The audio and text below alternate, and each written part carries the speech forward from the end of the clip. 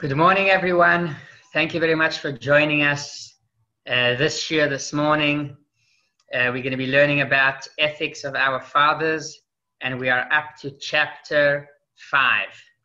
Thank you again to Raya and Mordechai Meltz, who are really doing an excellent job helping us out here, providing these videos live to you. And we hope that this shiur is going to give a lot of power and strength to all of those that are helping this COVID-19, if it's doctors, nurses, and whoever's helping out with it. So it should be lizchutam. Pirkei Avot, Ethics of Our Fathers, is a very important book. And the reason for that is, as we spoke at the beginning, basically the idea of ethics is very important because it helps us to throughout our way, throughout our lives. It helps us know how to act and how to behave. And today we're going to be talking about an interesting topic: insolence.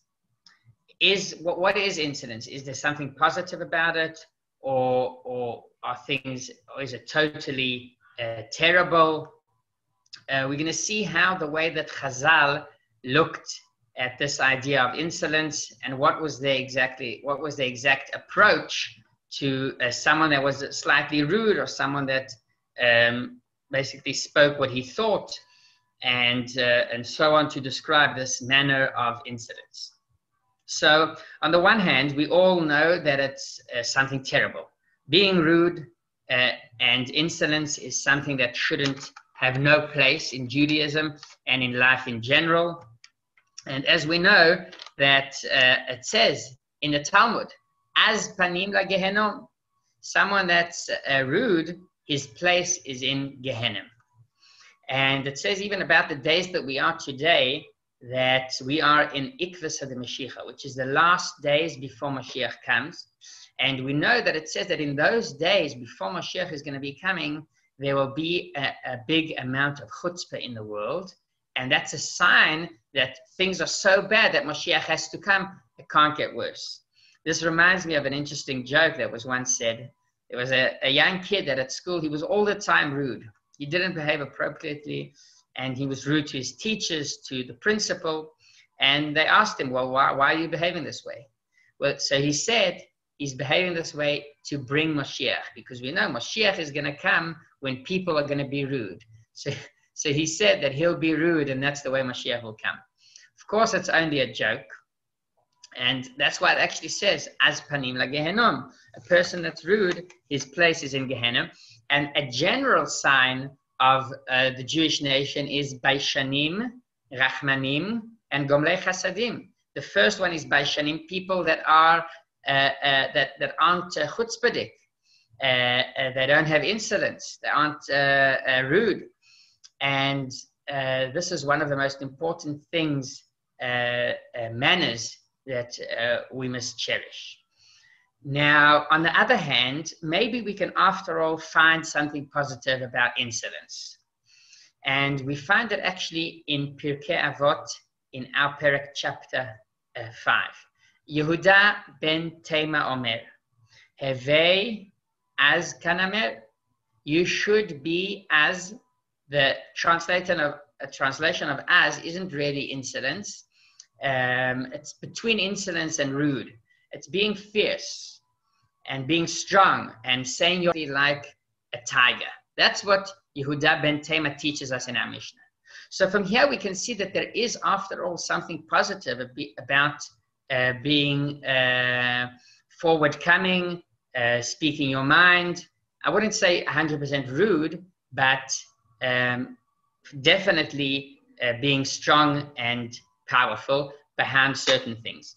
And what are these things? So we see it in the Shulchan Aruch. In the Shulchan Aruch, in the book that teaches us the halachos, the way that each and every one of us should behave, we see that the first halacha, the first law in the Shulchan Aruch is talks about certain behaviors that people should have. And the Shulchan Aruch tells us, Al yevosh mipnei amaligim. You should not be shy in front of those that make fun of you. And this is the basis to our behavior. Before the Shulchan Aruch tells us how are we supposed to pray, how are we supposed to put on tefillin, how are we supposed to behave on Shabbos, how are we supposed to behave in terms of kashrus. But the basis is to stand strong. There's an expression that the Rebbe used many times, and the expression is Gaon Yaakov. Yaakov Avinu, there was something very proud about him, very strong. Therefore, we can see that there is definitely something positive about being powerful, or being forward-coming and being strong with your ways. Again, when we are discussing and we're talking about Yiddishkeit, when we're talking about davening, not to be afraid of people that are making fun, not to be intimidated by them. And this is something very important. There's actually an interesting story about one of the biggest Hasidim of the Alter Rebbe. His name was Reb Mordechai Lepler. Reb Mordechai Lepler was a Chassid of the Alter Rebbe in Russia. And over there, he used to go to Moscow to deal with his business that he also had. And when he went there, he made sure to remind himself of one thing. He made sure to remind himself that he is a Chassid of the Alter Rebbe. And as a Chassid of the Alter Rebbe, he cannot listen to his Yetzer Hara. What did he basically do here? What was his trick? How could he trick the Yetzer Hara? The Yetzer Hara came to him and he said, well, you're in Moscow. You're in Moscow and you can behave as you want. You're not here in Shtetl. You're not here in Lubavitch or in Liadi where the Alter Rebbe was. You don't have to behave in a regular Hasidic way. It doesn't have to be expressed with your clothes, with your thoughts, with your actions. You can be a free man here. The tool that Reb Mordechai Lepler used was pride. Pride and a manner of power that allowed him to be proud of who he is and not listen to the Yetzer Hara. He said, yes, I am a Chassid of the Alter Rebbe, and it does not suit me to go and behave and listen to the Yetzer Hara and behave in bad ways. This was using pride and using insolence in a certain way for the good. Using it in a good way is something that the Torah encourages. And this is exactly what it teaches us here in the ethic in this chapter number 5. We have here something else that is very interesting. And this is basically to show how the Jewish people throughout the generations basically used this manner of insolence in a certain way. So we see it from the first Jew. We all know that the first Jew was Avraham Avinu. Avraham Avinu is referred to as Ha-Ivri. He was the Ivri, and that's why we are called the Ivriim. Why are we called the Ivriim? It's because of Avraham Avinu that was called the Ivri. What is the Ivri? So the Chazal teach us that Ivri represents the idea that Avraham was me'ever lanahar. The entire world was on one side of the river. Avraham Avinu was on the other side of the river. Me'ever, he was beyond that side of the world. He went against the entire world. They were idol worshippers, and he was the first one to come and stand strong and tell the world that there is one God and he is not this idol that you see in front of you. This is the first Jew that behaved with this pride, with this, so to say, insolence. And we see it throughout the generations. I want to tell you a few more places where we see it. Moshe Rabbeinu was a Jewish leader that led us out of Egypt. And when he led us out of Egypt, imagine, the Egyptians were the empire of the world. They were the rulers of the world. They could do whatever they want. Nevertheless, Moshe Rabbeinu had the power to stand strong and tell Paroi, let my people go. This teaches us how Moshe Rabbeinu, with all of his strength and power, took it in a positive way, used it for the best. We see it also in the Hemshech.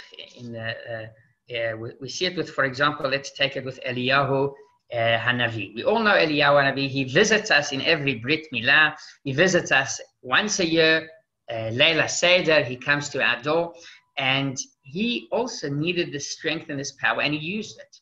There was that story on Mount Carmel. Mountain Carmel is in the north, and they know actually today where it is. And gathered, the entire Jewish nation gathered there, a huge amount. I can't say the entire actually, but a huge amount of the Jewish people gathered there. And there was a fight between false prophets and Eliyahu Hanavi, and he was one. They debated regarding certain arguments that they had there. And Eliyahu Hanavi was this only person that stood for Hashem's side there.